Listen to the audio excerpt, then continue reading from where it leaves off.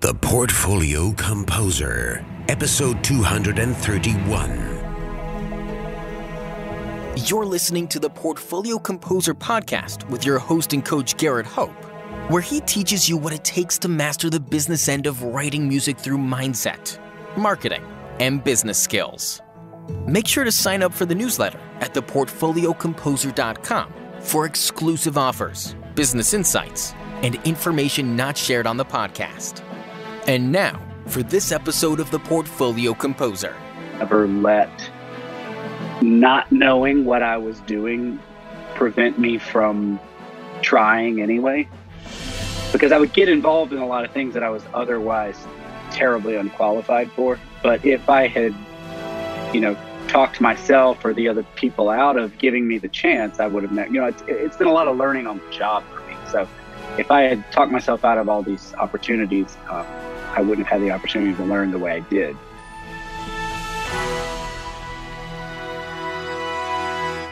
This episode is brought to you by Dorico, the music notation software from Steinberg. Just released, Dorico Pro 3 is a major new version with game-changing advances in note input, notation, and engraving.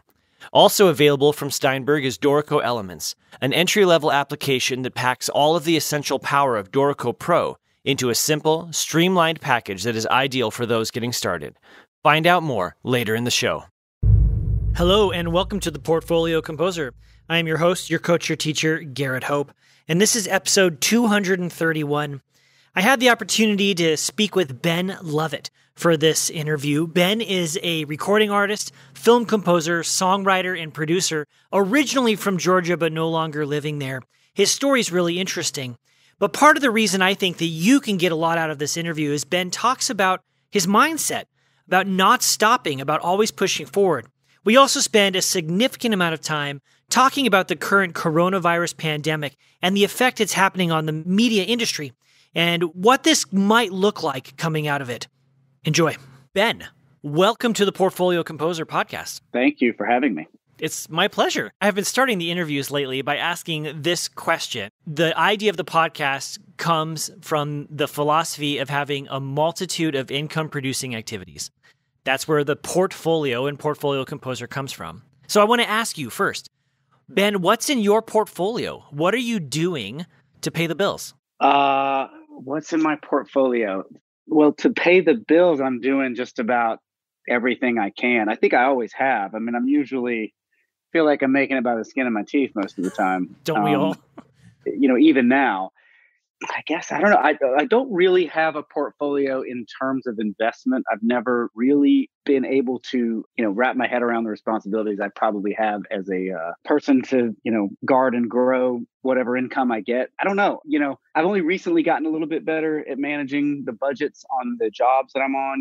I think it's for so long I came up kind of playing the long game to where I would always wind up putting everything on screen, like everything available for me to a project. I would end up in reinvesting it in what I was doing, which I think is important, Yeah.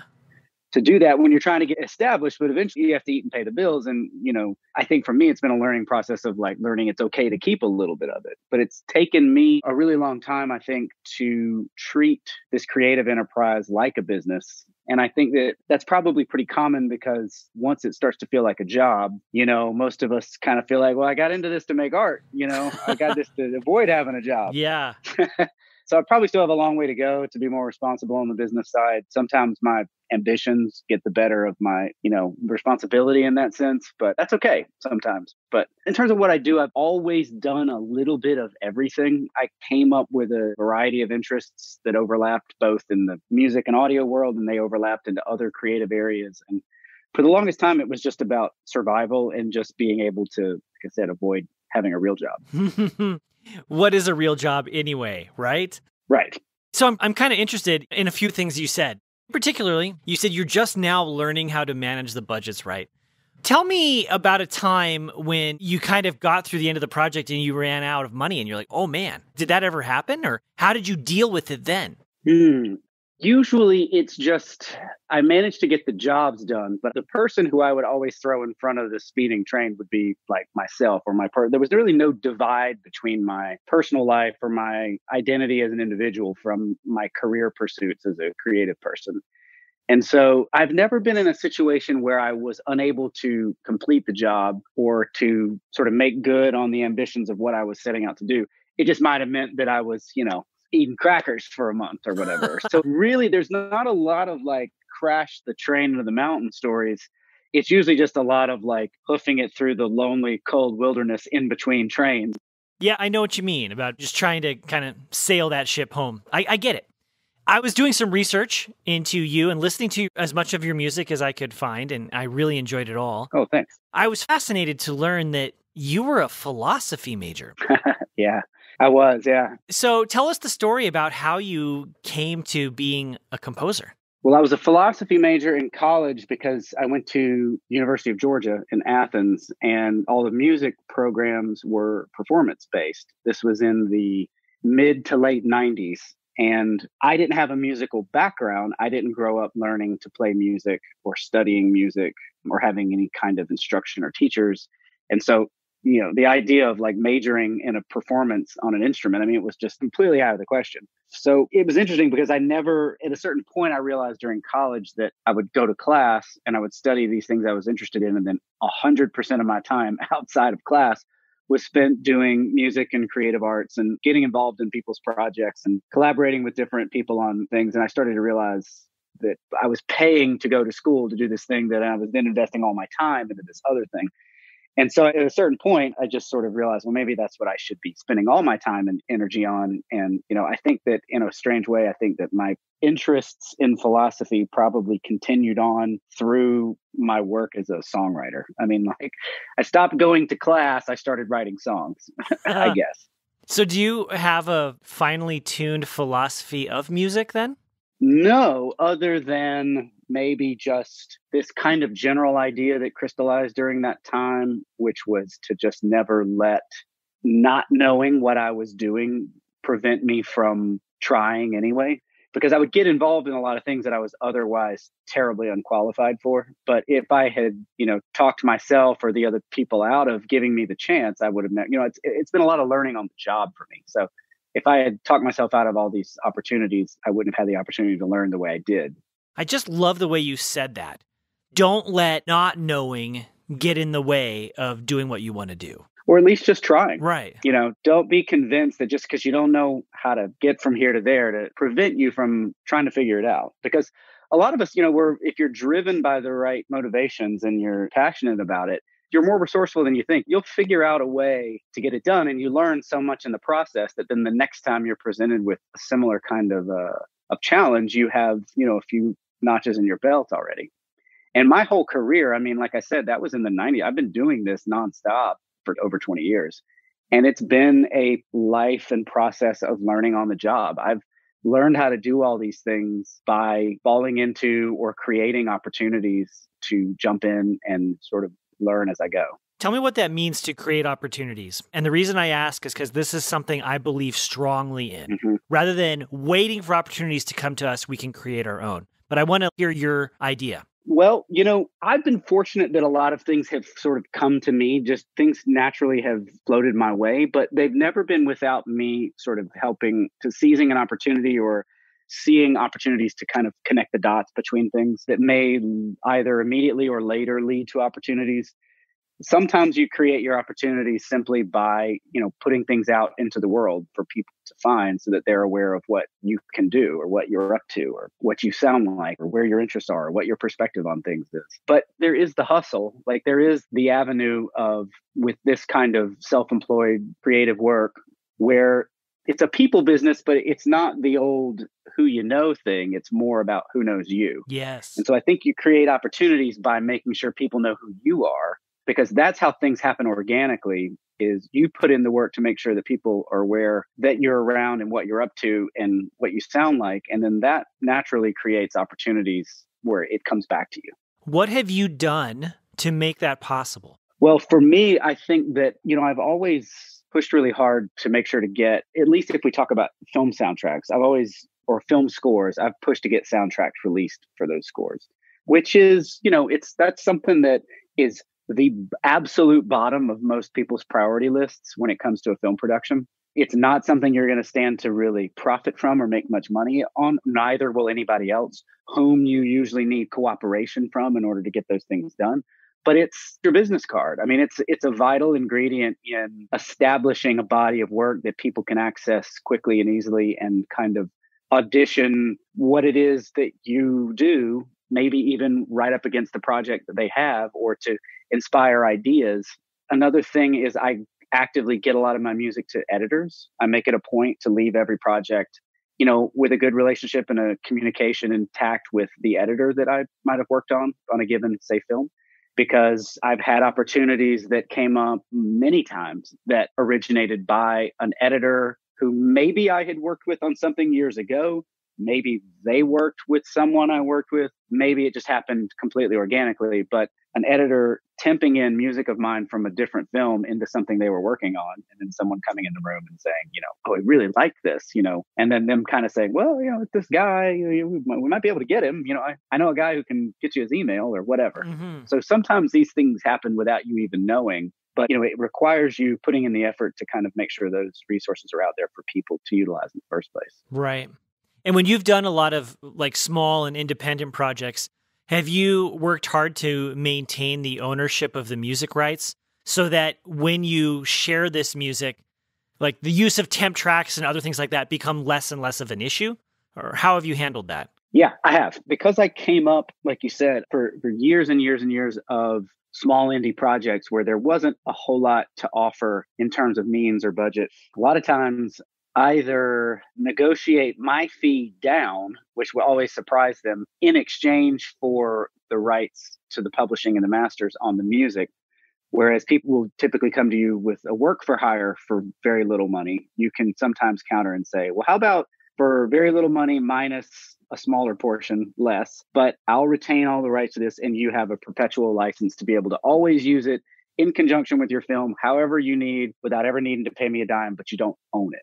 Yeah. So then you can resell it or license it to somebody else or whatever. Correct. Yeah. And any one of those isn't worth that much. But once you've done that for 20 years and you build up a catalog of hundreds and hundreds of works that are finished, completed pieces of music, that if somebody happens to drop into a scene or a production or something and they really like it and you're able to just go, yeah, man, totally, you can use that. Just whatever you got, send me whatever you got. Or sometimes the value of a favor is worth more than they could pay you. So it's knowing when, don't ask them to send you $200 or something to use it in this little thing. Then just say, yeah, use it. And, you just know that the value of that favor may come back around later. Sure. I've had things exactly like that where then 5 years later, that person was like, I'm making my first movie and you're my first person I'm calling and, love for you to do it. So sometimes it's like I said, I was playing the long game for such a long time.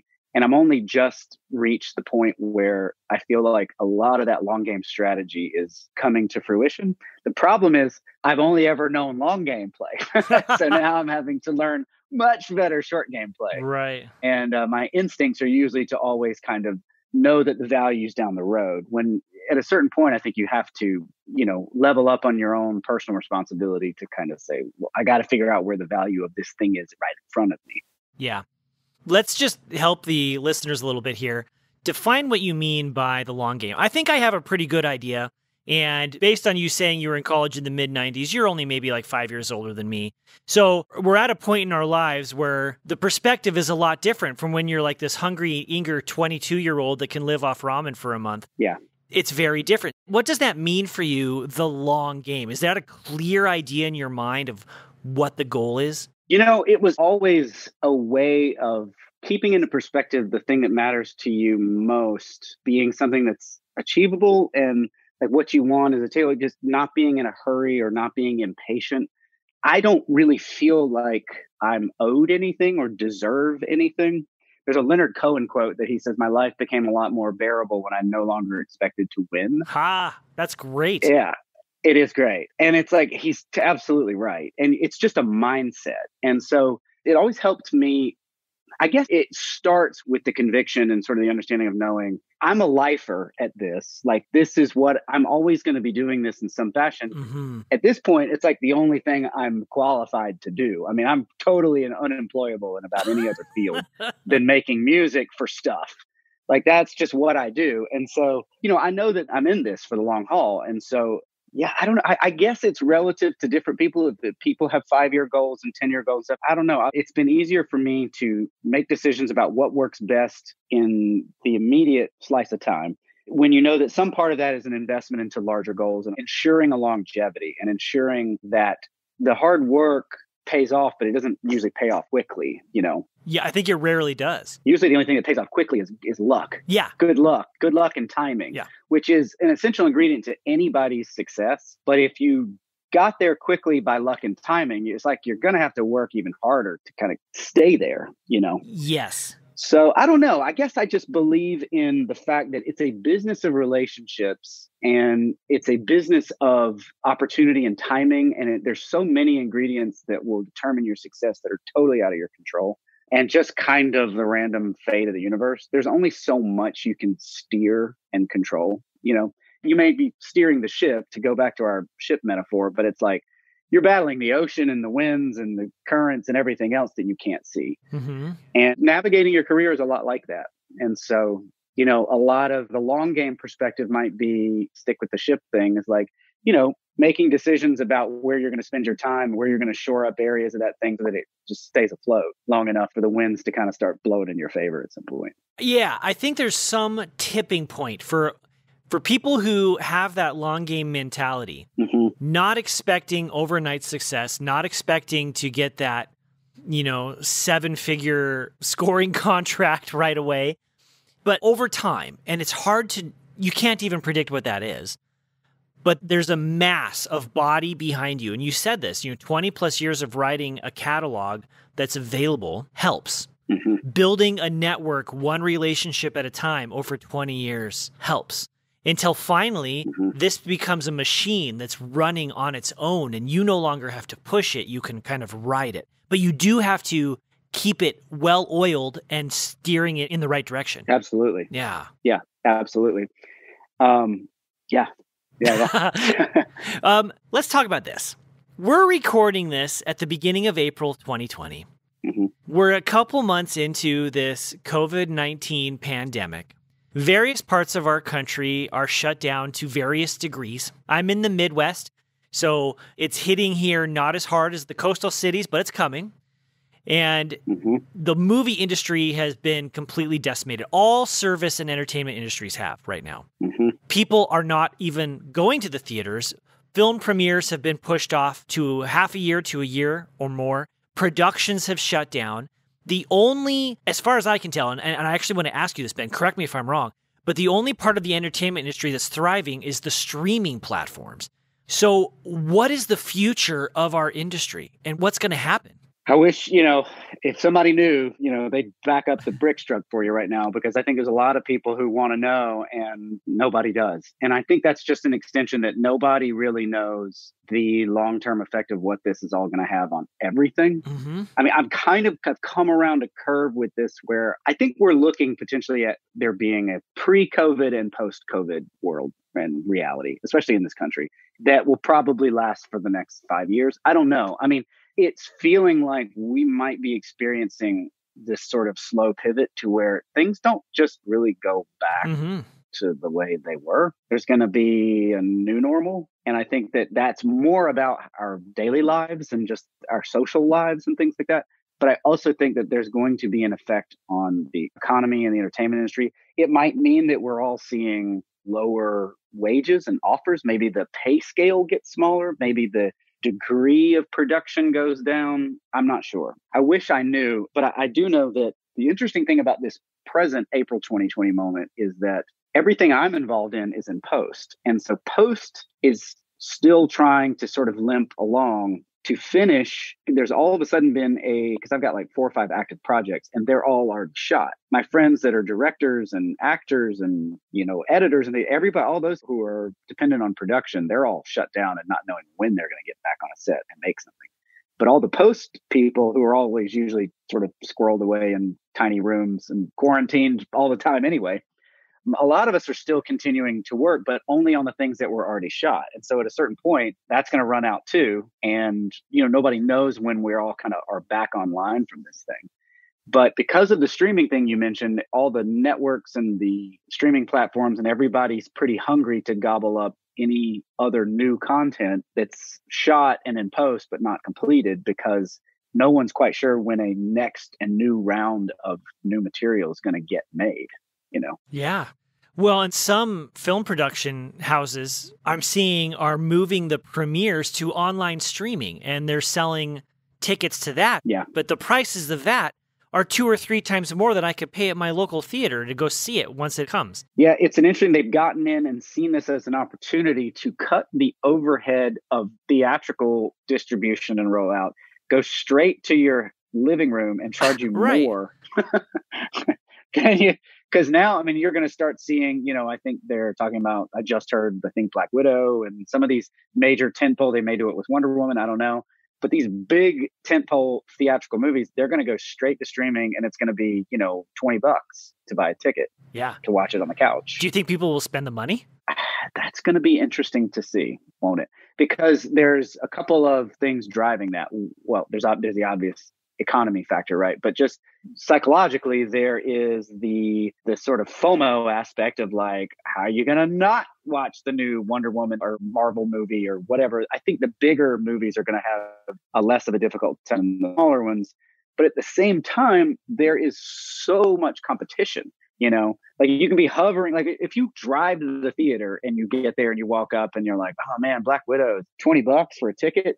And, it's less likely you're going to get back in your car, drive home. But you can just hover over that buy button for a second and then just scroll to your right and forget you ever even were looking at that, Right. So I don't know. I really don't. And if I'm going to spend $20 on a movie theater ticket, I want to have a real experience. I want a big seat. I want perfect sound, dark room, and you don't have that experience. Absolutely. There's not a 12-foot screen in my living room, right? I'm usually watching on my iPad. Yeah. So it's not the same. These films cost $200 million or more to make, and maybe, we both know accounting in Hollywood is a total jacked up system anyway. Of course. And they're going to want to see those same kind of returns. There's not going to be an opening weekend where they're going to make $50 million in 2 days. That's just not going to happen. Yeah, I think you're going to see some of that go away for a while, and the importance and the prominence put on opening weekends to gauge successes of movies and things like that.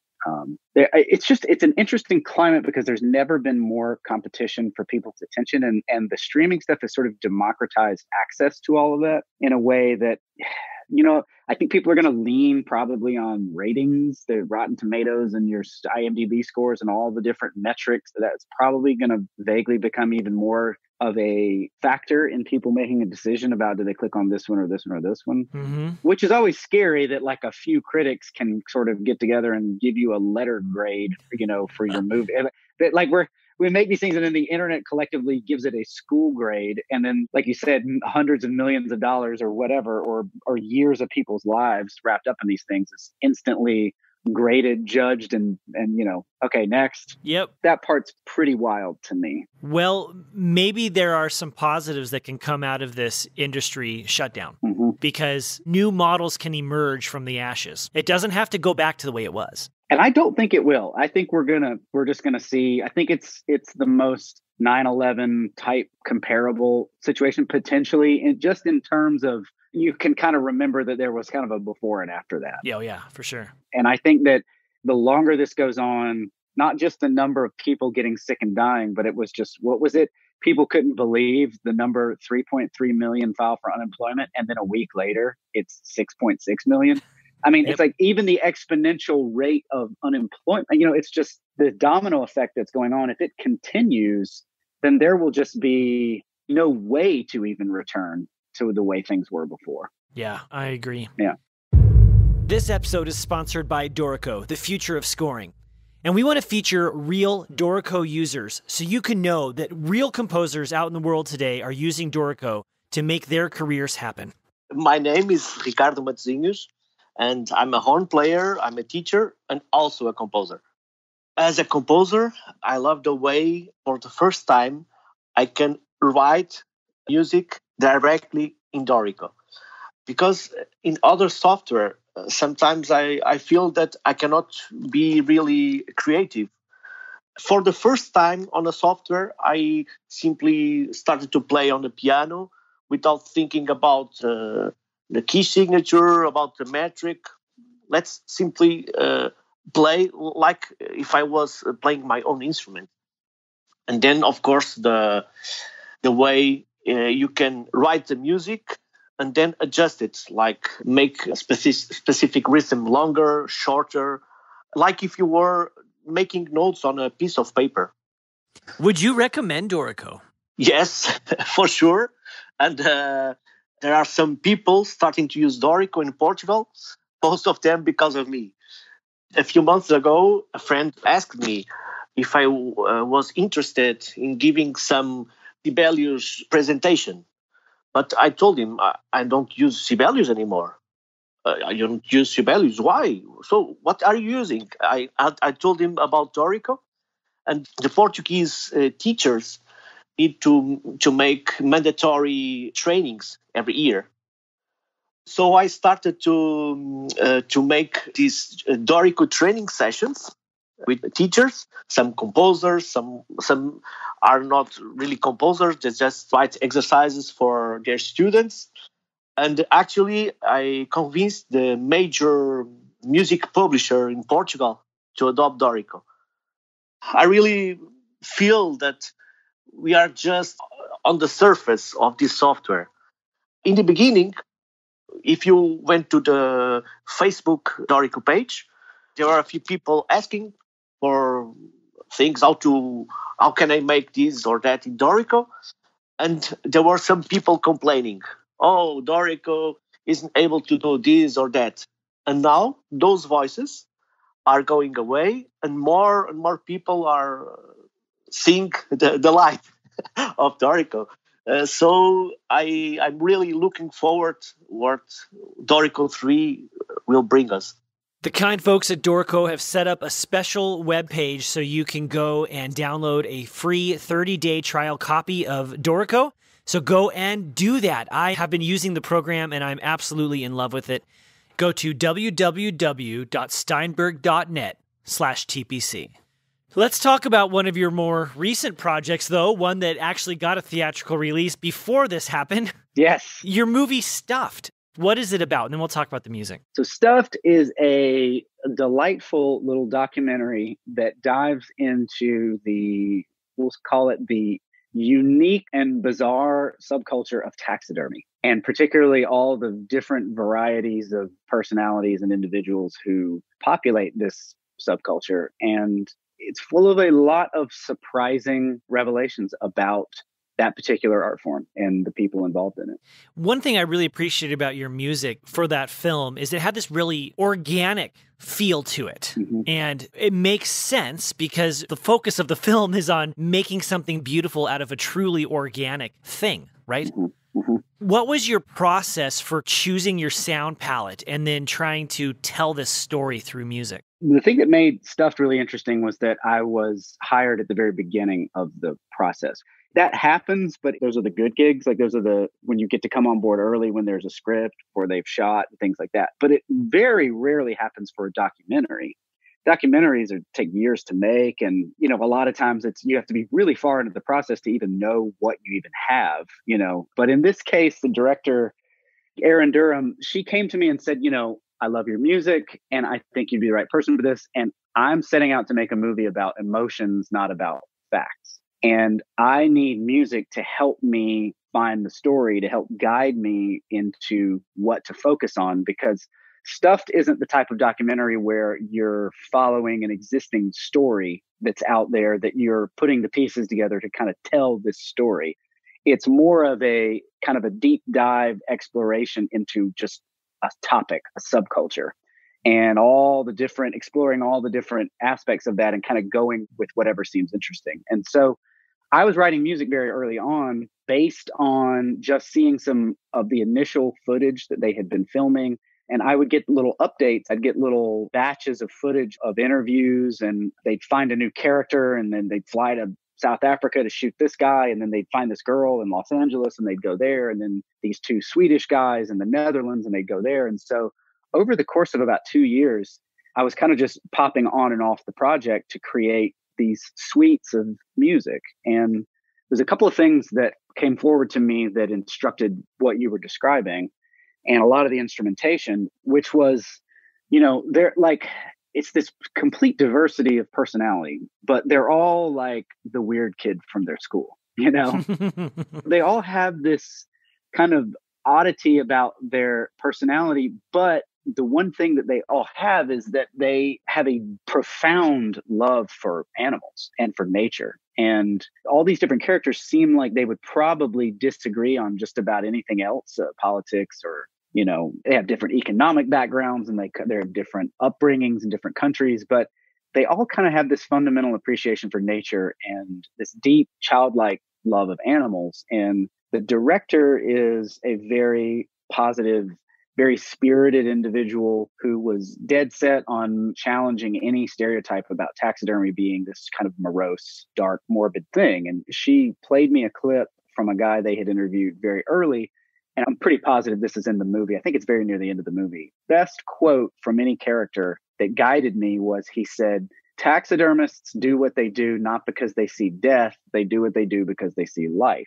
And I realized that it's really, this whole story is about a deep appreciation for the beauty of life and the beauty of nature, and how much these people respect it and admire it and are in awe of it. And I realized it's kind of a love story. There's a real romantic quality to their commitment to preserving these animals, because we're talking about people that do elephants and tigers and flamingos and giant tortoises and all these just exotic creatures that, if they weren't preserved in museums and things like this, there's not really a way to go up and know what a tiger skin feels like.